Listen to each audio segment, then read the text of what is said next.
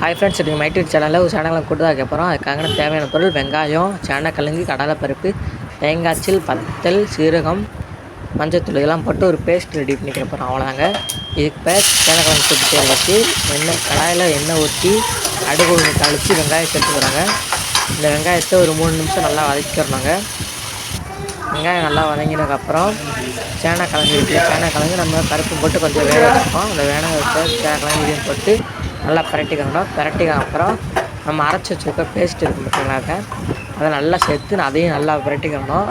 அது நல்லா ஒன்றோட ஒன்று ஒட்டுற அளவு பரட்டிக்கிறோங்க. நல்லா பரட்டினதுக்கப்புறம்